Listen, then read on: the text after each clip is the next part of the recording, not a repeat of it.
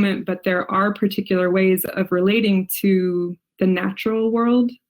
So conversations like conservation, protection, or even opposition to corporate control that run a greater risk of being co-opted or taken or used by the racist and far right. So co-optation is a reason why we should care. Another reason is if those folks continue to gain more power, right? There's right-wing parliaments and governments, there's power grabs all over the world. And if they continue to have influence, real climate solutions will become more difficult to propose and practice. So we're going to be blocked.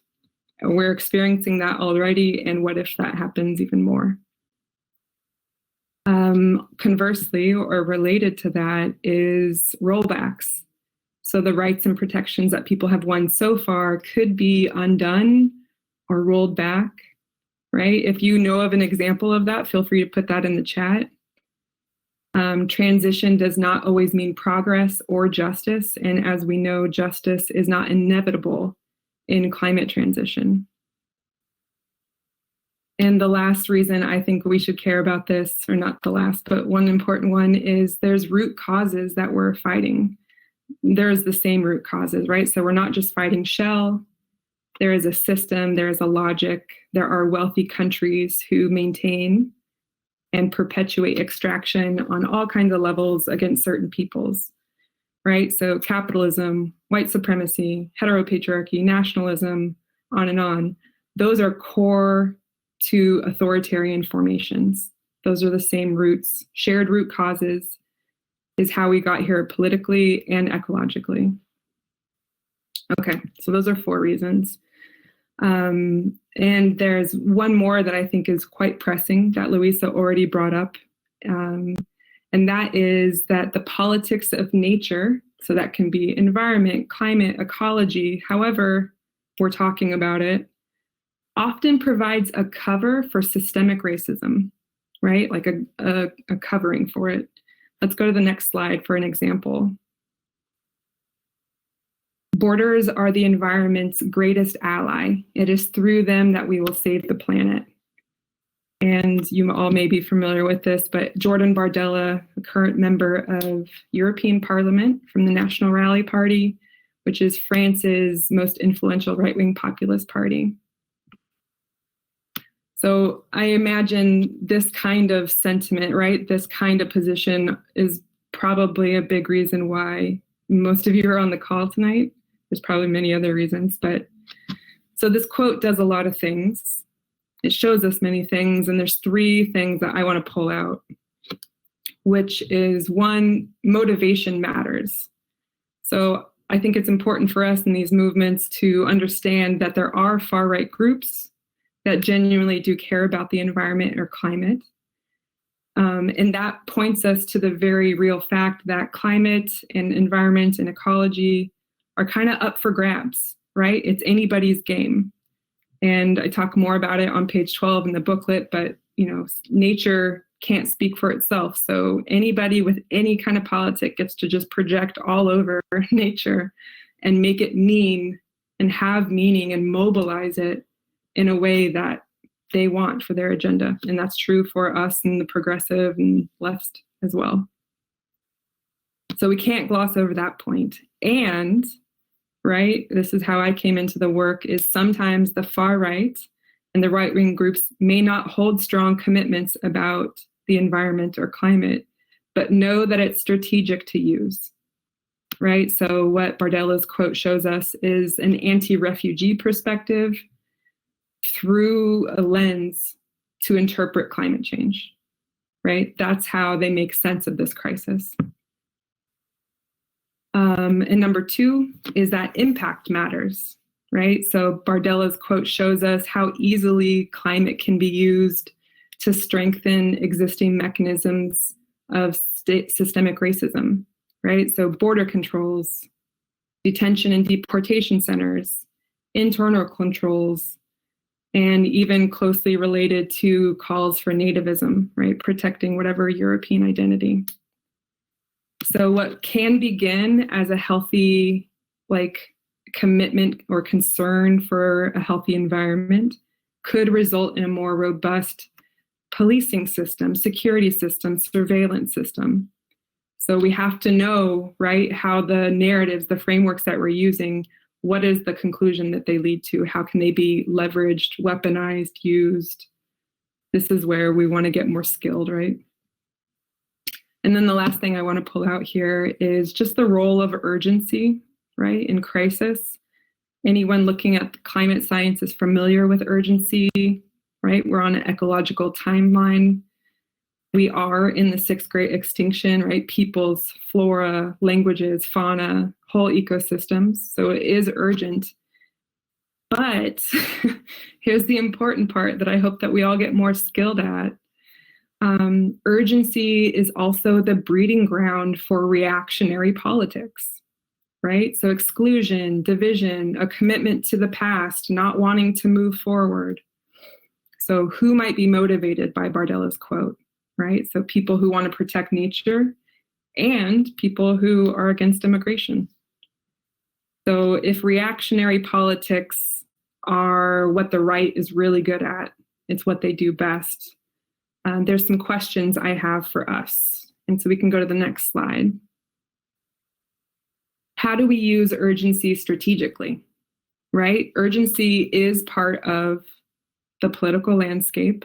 So how do we take good care of that in a way that, like, what are ways that climate urgency increases reactionary politics? And what are the ways that we can decrease room or influence of reactionary politics?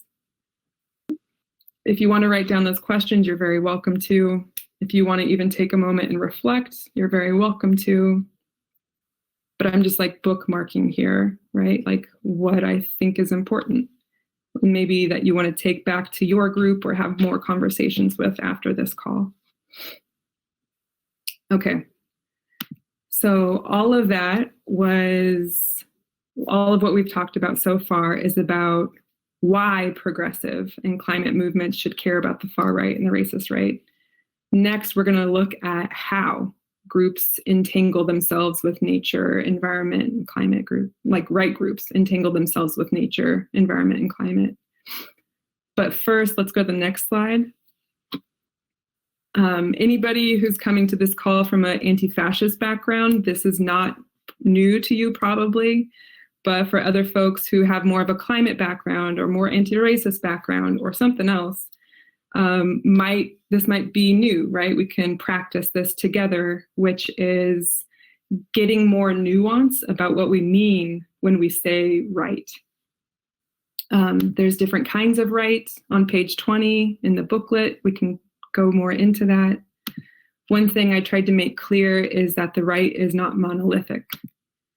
So there's different kinds and they're not clear distinctions, but some distinctions are, right? The extreme right is more committed to a constitutional framework, but within legal boundaries, or pushing those legal boundaries. Radical right, offshoot of European traditional conservatism, moving toward authoritarian government. Far right may embrace nativism, nationalism, cultural conservatism, but also a commitment to neoliberal economic path. More fascist groups reject the political system with clear anti-democratic position, while also glorifying nation, race, ethnic unity, and collective rebirth. And an important dynamic within all of this is that state collusion plays a dynamic, especially the law and order arm of the state to foster growth of fascistic qualities. So it's important, right, to like flex the muscle, get really clear of like who it is that we're talking about. We're going to be talking about all different kinds of right. And I think what's important for this conversation is the politics of nature really can pull even what is considered fringe really into the mainstream. So knowing how it moves, those are the skills that we want to practice together. So all these things matter because there's some groups that are loyal to government systems, some who are not loyal to government systems, who want revolution or restoration of old institutions. And these are important to know because it leads to different kind of political activity, trying to reach different kinds of people, right? And we want to know that. That's important for us. And these definitions don't account for nuance, right? So there's competing groups, different tensions within movements, changing dynamics over time. And that's really our homework to figure out or to learn from people who have already learned that, right? That's important information to understand the arguments that get made today. Okay, so just as there is a range of right positions, there's also a range of right-wing relationships or positions to climate change, right? It's very complex. So like I said before, there are some right groups who care about environmental issues, who are thinking critically about how society should respond to climate change, while others, particularly like established forms of right-wing parties, especially depending on where you are, like here in Germany or in the US, are stuck in pure climate denial, but this is starting to shift. While other far right and radical right groups are already very accepting of the reality of climate change, and they offer right-wing responses to that reality. Okay, so here comes another interactive part. Get ready. Go to the next slide, please. Cool, thank you. If you're willing to, please draw this box, right? It's a rectangle with 3 columns. The first column says denialism/rejection. Second column says skepticism. And the third one says acceptance. I'm going to read aloud some examples of right-wing narratives on climate change. And when something sounds familiar to you, right, maybe you've heard it in coalitions you're part of, or you've heard it in local media, or you've heard it in campaign ads for a politician in your area, whatever it is, write it down in its corresponding box. And if you can, say who is saying it. And if nothing comes to you, don't worry, we'll get into small groups at the end and you can just be in conversation with people. So I'm going to read like a menu list and write down something that sounds familiar, whether it's the phrase I say or the phrase that is more accurate to what you have heard. Okay, so beginning in the denialism rejection box, write down if you've heard anyone say climate change does not exist. Right? Pretty fucking classic. Right, so this is one form of denialism or rejection. Another form is climate change is not caused by humans, but by natural causes. So it's not human-made. Another option is no post-industrial warming, or warming has stopped. So it's a different version of not human-made.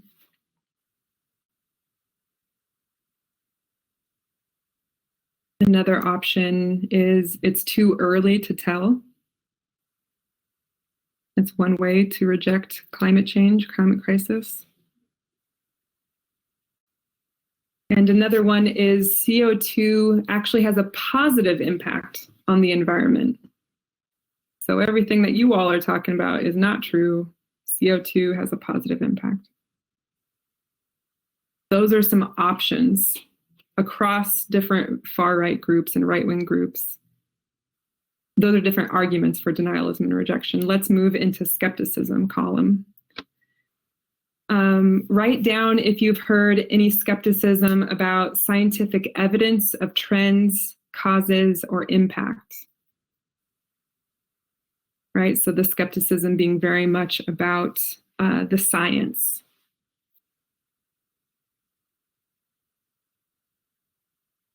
What are they being skeptical about? Who is saying that? The next option is skepticism about scientific, bureaucratic, or political processes behind mainstream climate science. So more about processes, skepticism about processes.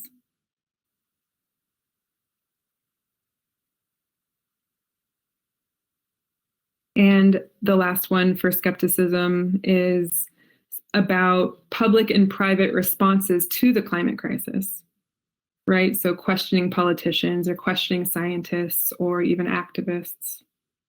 Notice if anything is familiar to you there in the bucket of skepticism.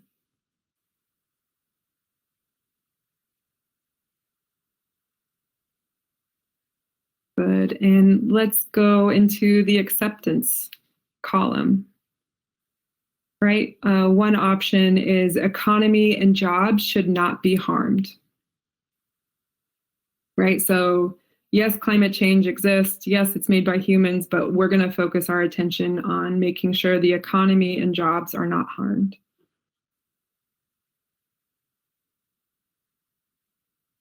Next option is better to invest in climate adaptation.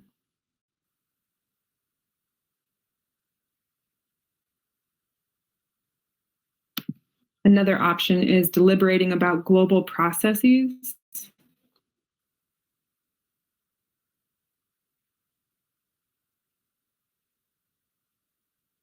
And just two more here.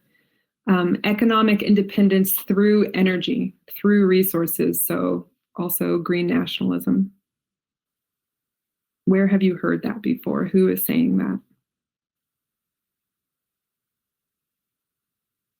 And the last option here is wanting to keep the social and environmental world pure.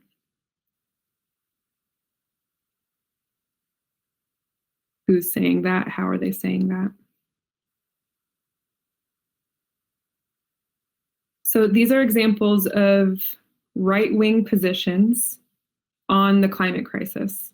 And there's a big range of the kinds of groups that are going to be saying these things, but I wanted to break it up into the different relationships to the climate crisis. And I will say that these are some of the options. There's many more arguments, many other kinds of ways to relate to the climate crisis. These are some of the major ones, though. And then let's go to the next slide. Yes, okay. So those are just the things I wrote out loud. You can see them all there. And if you want, you can take a moment to reflect, right? Like who is saying the phrase, but also you can write on your paper, what is the impact they're having, right? Are they listened to or are they not listened to? Do they have influence? Do they not have influence? Those are also questions that we want to care about.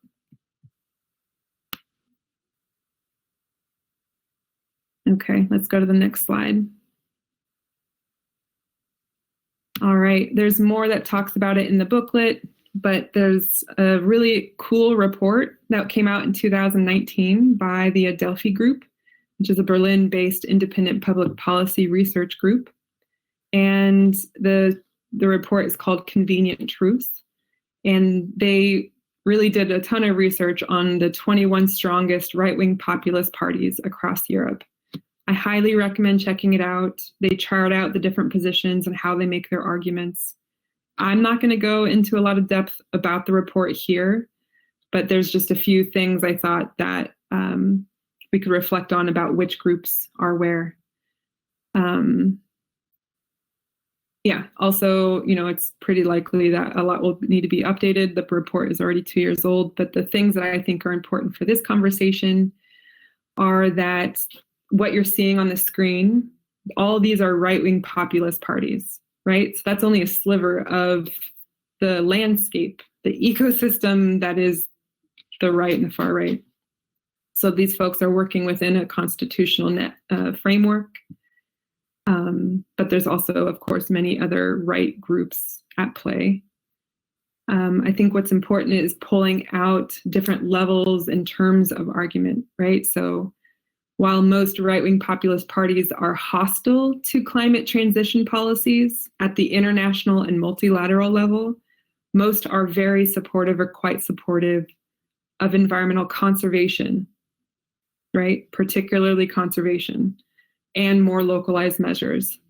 But it's really uneven and context contingent. So like in Italy, very critical of global competition of companies, but very keen to uplift environmentally friendly production. Or in Germany, right, staunchly climate denial with the AfD, but the youth wing is really pushing for acceptance publicly, but also doing that through economic arguments. So these distinctions and dynamics are really important to account for.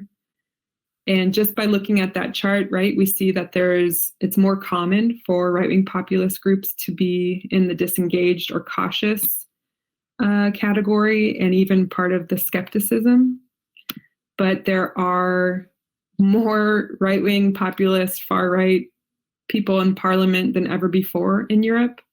And one conclusion we can draw is that they will have an increasing impact or influence on how governments relate to the climate crisis. And I think another really important piece is like what they say, what their platform is, or even what their policies are. Understanding their ideologies underneath them is quite important. So if you want, go to page 27, and there's a list of different ideologies that might drive a party who then makes arguments. And if we only see the arguments at the top, we're not really understanding where it is that they're coming from. So that's another place that we can get more skilled at. Okay, so we are going to shift from talking about positions of far-right racist groups on climate change to understanding the ways that our work, right, if not done skillfully or well, inadvertently props up or supports those positions. So let's click the slide. Thank you. In the booklet, I talk about 3 things every climate activist needs to know. I'm going to say a couple of points about each. And while I'm talking, notice if any of these narratives echo in your work or if they feel familiar. And please, of course, write down your reflections and your notes. We'll take them into the small groups. For many of you, some of these ideas might seem like common sense, but why I think it's important to talk about them collectively and together and often is because our contexts are so different, right? What makes sense in one region might not make sense in another, and getting more skilled and more practiced at these conversations, I think is really important for us. Okay, so the first one, climate change is not an inherently progressive issue. If you have the booklet, go to page 11. I think this is particularly a difficult learning edge for those of us who grew up in Western countries and those who are on the quote unquote younger side, or maybe you work in a climate group and there's a lot of young people in your organization. It might take a while to unlearn that climate change is not only a progressive issue. So let's go to the next slide for 2 examples of this point. In the next one, sorry. So here are 2 quotes that show the power of this point. So in Hungary, the president therefore reiterates the proposal made at the signing of the Paris Agreement in New York and calls on the leaders of the 10 largest greenhouse gas emitting countries in the world to set an example as soon as possible and in line with their previous commitments to implement greater emission reductions. That is a pretty powerful and influential quote. It's referring to, the press release is referring to a statement put out by the president after the Paris Agreement, urging the top 10 emitters to cut and reduce their emissions. So that powerful statement is very pro-climate, and it's coming from a pretty far right-wing populist party, Fidesz, in Hungary, in power since 2010. So they're known for making these strong arguments for climate protection, while at the same time eliminating their environmental protection department. And they are pretty committed to fossil fuels and particularly coal. And they're not going to give that up anytime soon. In fact, how some of the arguments that come out of the government is talking about energy independence, and it gets talked about as protection, right? So that like green nationalism again, and that protection is needed in this line of argument from Brussels, like protection from Brussels. So that internationalist point, as well as anti-Semitic point, as well as the poison of migration, right? So we can't just take the statements for face value, but knowing the politics and the practices that surround those statements, that's very important. So that's just an example of climate change already not being only a progressive issue. And the next quote is another example of it. So a Polish think tank says, therefore, the right should get used to ecology and then place it in a common sense framework. We cannot afford to leave such an important topic to leftist ideologues. It is also a pity that they win the support of a section of the centrist electorate for which nature conservation is an important topic, only because the right has downplayed their sensitivity. Right, so in this quote, we get a sense for the desire to claim the politics of ecology, right? Seeing what it does, how it mobilizes people, and wanting to claim it. In Germany, I'm sure you all have some sense of this, you know, it's the Green Party and environmental politics have been contested territory, and in Germany, the left basically won over green and climate related issues in the 70s. But now rightist publications are talking about the need to take back, so to reclaim environment as a right issue. So why does this matter? In 2019, the Eurobarometer survey, which is complicated and it's very much an imperfect tool. Can we go to the next slide? Yeah, cool. Revealed that 93% of people who were surveyed, so people who identify as European citizens, believe climate change is a serious problem, and 92% of them believe that the government should do something about it. So if we assume that climate change will continue to have political weight, we can also assume that climate skeptics and denialists, because of this political weight, might shift more into an active role, right? So giving up those staunch positions around denial and offering their responses. So it's an important question, I think, for us to figure out, is climate worth keeping a progressive or a left issue? I think yes. I think that's why you're here. And I think the next question is, how do we do that? All right, let's go to the next question, or the next slide. Thank you. So point 2, right? There's 3 things every climate activist needs to know. The second one is how you think and talk about climate may prop up racist right-wing positions. And if you have the booklet, you can go to page 14. There's probably quite a few, but there's 3 main ones that, you know, are identified here that when used, if not used well, can really slip across political lines. They run a risk in changing meaning depending on how they're dealt with. So let's go to the next slide. The first one is environmental protection or conservation. I don't know if you heard, right, but those other previous quotes, people were referring to conservation in particular, right? Because conservation does a particular thing.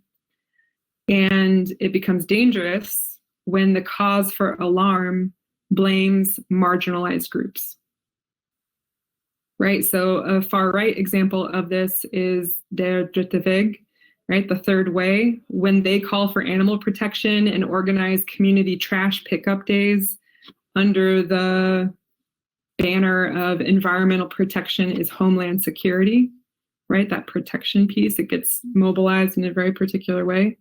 It's like a far right example, but there's also mainstream examples of this kind of thinking, right? I think of when the pandemic hit, and it wasn't that uncommon for Roma communities, traveler communities, to come under massive assault during COVID-19, with policing, with a lot of folks blaming them for not having access to water or a place to shelter in place, right? So when people become the reason why we have to protect the environment, that should be an alarm bell. And I would argue that even if we are not clear, even if like left and progressive narratives aren't saying X group, X marginalized or racialized group is the reason, but if we are not saying that, right? Even if we're vague about it, that can be mobilized and taken from us in a direction that we did not mean or do not want to go into. All right, the next one is overpopulation. I think overpopulation is going to be a topic in a few talks in this series later down the line. So look forward to that. This is when humans and humanity are blamed for climate crisis, which distracts us from extractive capitalism. So it quickly turns racist when the emphasis shifts from overconsumption by wealthy countries to procreation habits of poor countries. An example of this, in 2015, Bjorn Höcke, the chairman of the AFD in Thuringia at the time, said that countries of Africa, they need European borders in order to arrive at an ecologically sustainable demographic.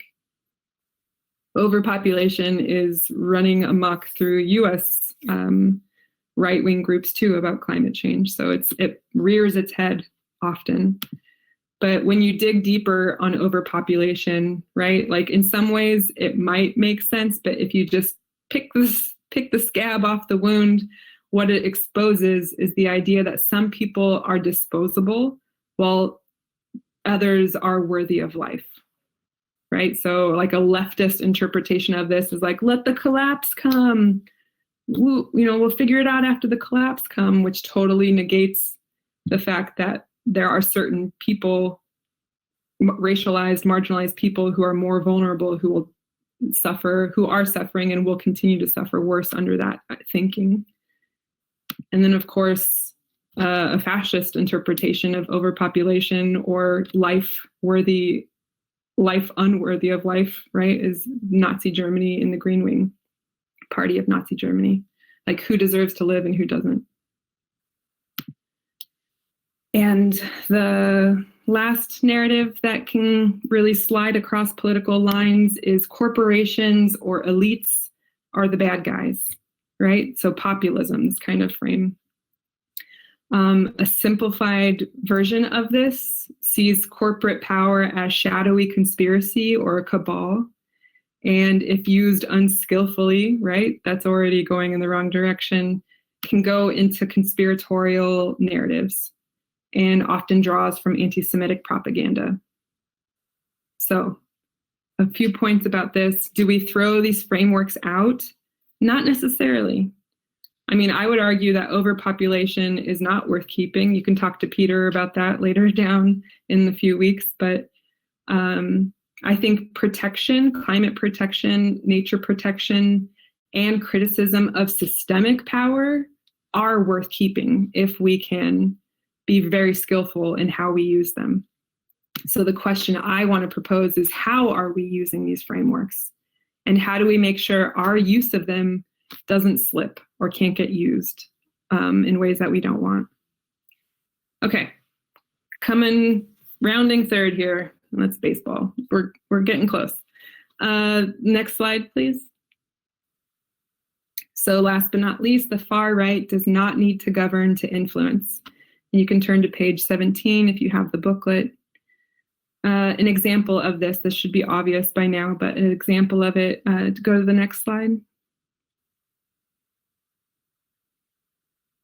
So this quote says, while the party, UKIP, capitalized on concerns about immigration and the EU in order to gain seats in parliament and councillors in many parts of the country, its manifesto also outlined energy policies that reflect an outright denial of man-made climate change. So UKIP, right, UK Independence Party, was a right-wing populist party in England. They played on the popularity of anti-immigration, really, really stoking that. And they ushered in climate denial. So they effectively brought climate denial back into parliament when that was not the discussion between governing parties. And that has lasted and rippled and had influence, even as the party receded in popularity. So they were never in government, but they changed the conversation. So another example of not needing to govern to influence is ecofascism. And, you know, a lot of folks can offer lots of definitions of fascism, and depending on those definitions, you might come to different conclusions about the prevalence or how frequent or around ecofascism is. And for the purposes of this booklet and this conversation, I'll just say that I believe that ecofascism is when a fascist movement uses racist, xenophobic interpretations of the climate or environment or ecology or nature to popularize calls for reorganizing society, is not loyal to the current system, and are authoritarian, have white nationalist values and masculinist values. So examples of this, right, are the Green Wing of the Nazi Party, Nazi Germany, also recent shootings in El Paso, Christchurch, and more on this on page 32. But it's not necessarily, you know, we don't want to perpetuate the myth that these things happen on the edges and we can just kind of push them out to the edges and that they're fringe. Let's go to the next slide. What's important, and I say this here, although ecofascism is notably not a widely held belief system, prevalence is not the concern. Rather, history and practice of ecofascism illuminates for those in progressive and climate movements the way in which the politics of nature can open the door to fascistic ideas and practices, right? So it's how it moves in society. It doesn't necessarily need to be, it's not stuck, right? It's very dynamic is the point. So fascistic tendencies grow with the support of corporations. And when the moderate right wing is attempting to accommodate shifting sentiments, right? So in other words, one of the things that make far-right ideologies dangerous are their adaptability to different sections of society.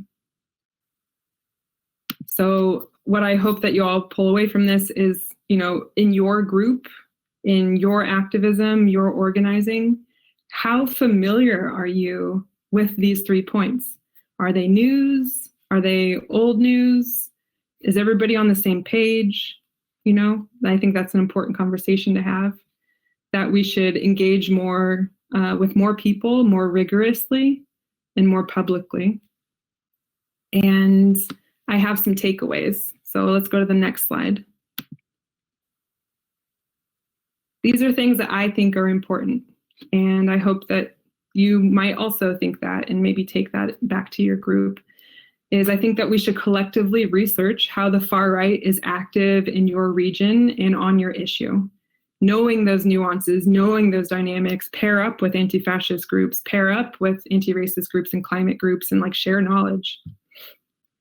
I think that we need to adjust our messaging, our campaigns, and analysis to clarify our commitments to social equity and reparations, right? Getting very clear about why we are in the streets and why we are making the demands that we are.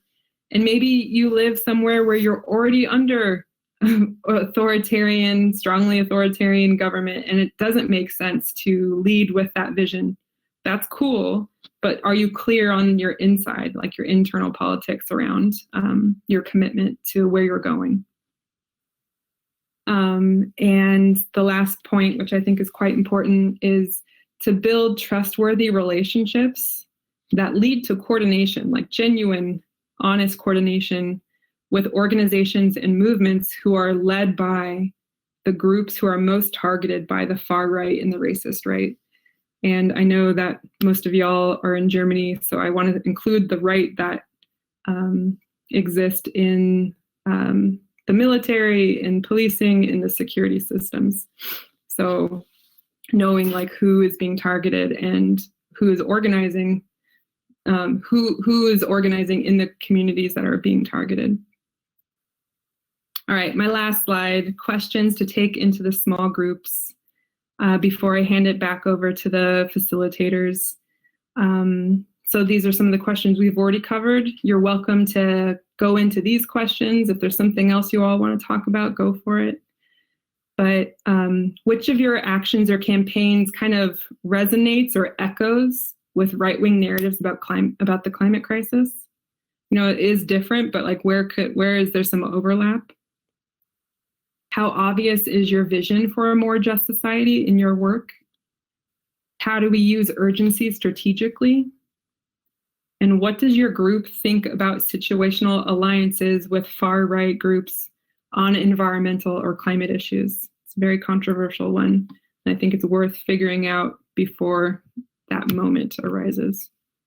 So those are my 4 questions to you all. Louisa, will you tell folks how long they have in this model? Yes. Well, first of all, thank you so much for your presentation. It was such a calm and at the same time super clear positioning, and it really helped me at least, and I hope also the others. So